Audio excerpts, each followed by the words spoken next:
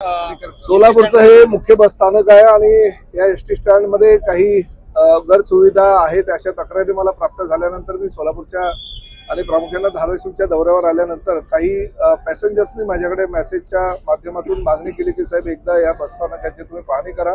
म्हणून मी अचानक ह्या बस स्थानकाची पाहणी करायला आलो, परंतु थोड्याफार प्रमाणात याला चाहूल लागल्यानंतर त्यांनी ते पावडर वगैरे काही सार्वजनिक शौचालयामध्ये टाकण्याचा प्रयत्न केला, पण अस्वच्छता जी आहे ती मला नजरेस आली।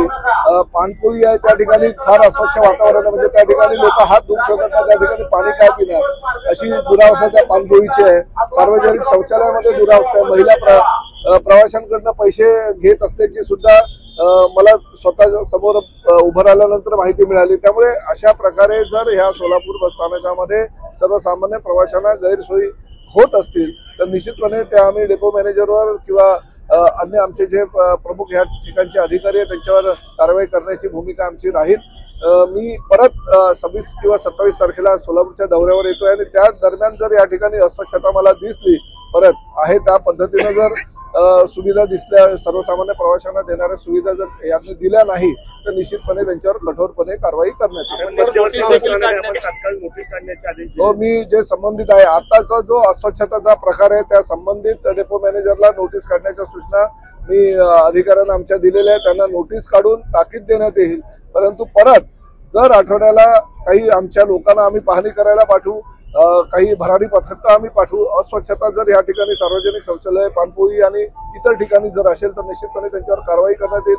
त्याचबरोबर काही ठिकाणी सार्वजनिक शौचालय असताना सुद्धा लोक लघुशंकेच्या माध्यमातून काही बस स्थानकाच्या प्रमुख ज्या ठिकाणी बसेस उभ्या राहतात त्या ठिकाणी घाणीचं साम्राज्य झालेलं आहे। ते सगळं घाणीचं साम्राज्य किंवा जे आमचं सार्वजनिक शौचालय आहे आणि पानपोई ह्या ज्या माफक सुविधा सर्वसामान्य प्रवाशांना देणं गरजेचं, म्हणजे एसटी महामंडळाकडनं त्याच अपेक्षा आहेत लोकांच्या, त्या जर अपेक्षेला आमचा अधिकारी वर्ग जर उतरू शकला नाही तर निश्चितपणे त्यांच्यावर कारवाई करण्यात येईल। वार्षिक खडकोली बस आहे, खरंतर संध्याकाळी 5 वाजता विद्यार्थी शाळा आणि कॉलेज सुटल्यानंतर जात असतात।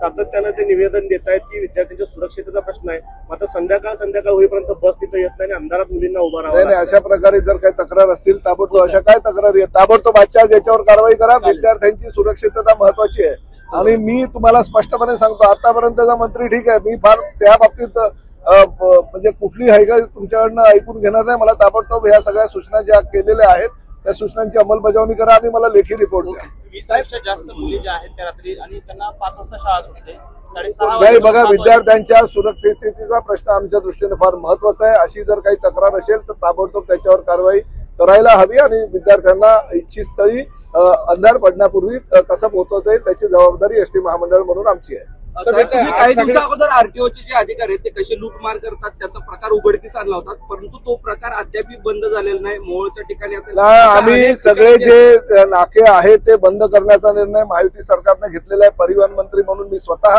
आणि मुख्यमंत्री आदरणीय देवेंद्र फडणवीस यांनी निर्णय घेतलेला आहे। सगळे जे चेक नाके आहेत ते पूर्णतः आम्ही बंद करणार आहे। त्यामुळे जी अनागोंदी त्या चेक नाक्यावर किंवा टोल नाक्यावर चालू होती ती कायमची बंद होईल।